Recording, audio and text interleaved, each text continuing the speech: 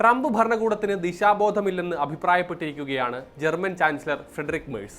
സംഘർഷത്തിൽ നിന്ന് കരകയറാൻ അമേരിക്കയ്ക്ക് മുൻപിൽ കൃത്യമായൊരു വഴിയില്ലാതെ കുഴങ്ങിയിരിക്കുകയാണ് എന്നാണ് അദ്ദേഹത്തിന്റെ പക്ഷം.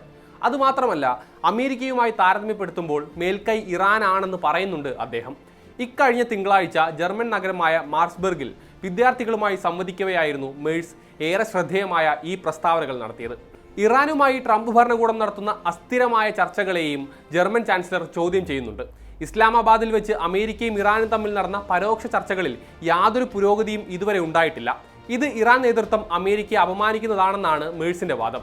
ഇത് എത്രയും വേഗം അവസാനിക്കുമെന്ന പ്രതീക്ഷയും മേഴ്സ് പങ്കുവയ്ക്കുന്നുണ്ട്. അസോസിയേറ്റഡ് പ്രസ് റിപ്പോർട്ട് അനുസരിച്ച് നടന്നുകൊണ്ടിരിക്കുന്ന സംഘർഷത്തിൽ അമേരിക്കയുടെ വിശാലമായ തന്ത്രത്തെയും മേഴ്സ് ചോദ്യം ചെയ്യുന്നുണ്ട്. വ്യക്തമായ ഒരു എക്സിറ്റ് പ്ലാൻ ഇല്ലാതെ യുദ്ധത്തിൽ പ്രവേശിക്കുന്നത് അപകടകരമായ തെറ്റാണെന്നാണ് അദ്ദേഹം പറയുന്നത്.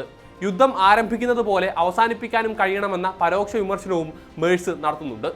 മുൻകാലങ്ങളിൽ നേരിട്ടതിന് സമാനമായ തിരിച്ചടിയാണ് ഇറാനിലും US നേരിടുന്നത് എന്നാണ് മേഴ്സിന്റെ വാദം.